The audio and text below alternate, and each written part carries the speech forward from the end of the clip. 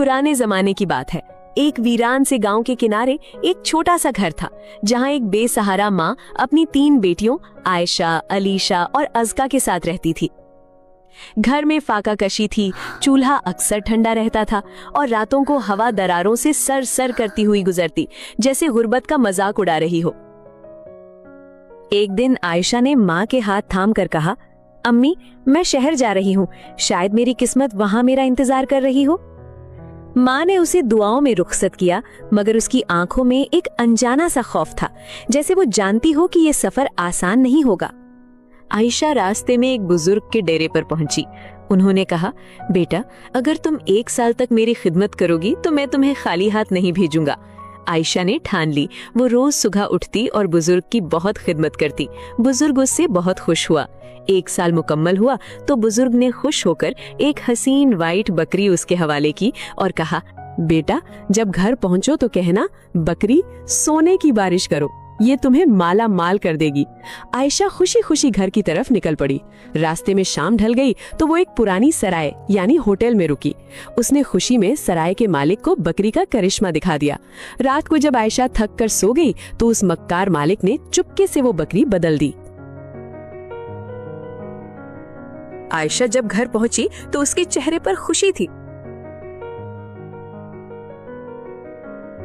उसने माँ से कहा, माँ, पूरे मोहल्ले को बुलाओ, आज हमारी गरीबी का खत्मा है। माँ ने खुशी खुशी सबको दावत दी। लोग जमा हो गए, सब तमाशा देखने के लिए बेताब थे। आयशा ने चादर बिछाकर कहा, बकरी सोने की बारिश करो। मगर बकरी ने सिर्फ घास खाई। सब लोग हंसने लगे। माँ की इतनी बेइज्जती हुई। जब अलीशा उसके पास आई तो उसने दुख भरी आवाज में बताया, अलीशा, बुजुर्ग ने धोखा नहीं दिया था, बकरी ने रास्ते में करिश्मा दिखाया था, जरूर उस सराय में कुछ हुआ है। दोनों बहनों ने मशवरा किया और अब अलीशा की बारी थी।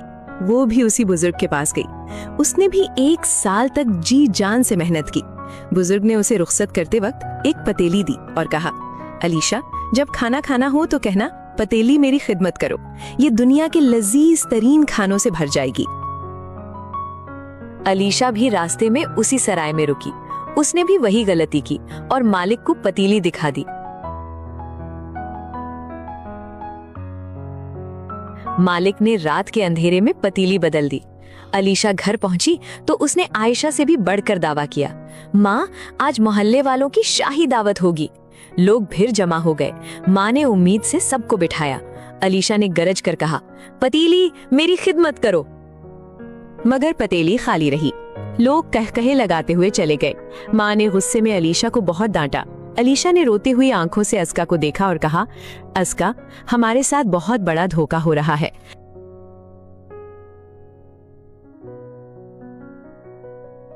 अब बारी थी सबसे छोटी और होशियार बेटी अज़का की।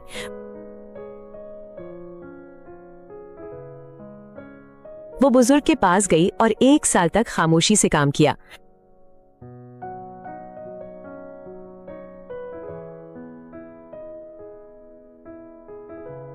बुजुर्ग ने उसे एक डंडा दिया। बुजुर्ग ने कहा, अज़का, जब दुश्मन सामने हो बस कहना, डंडे बाहर निकल, और ये अपना काम कर देगा।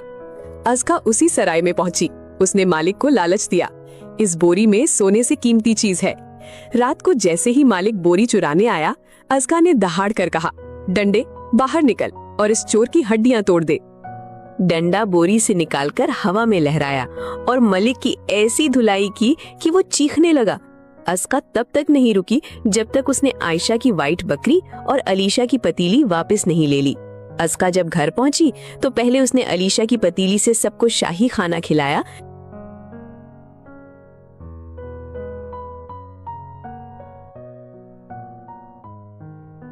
फिर आयशा की बकरी ने घर को सोने से भर दिया।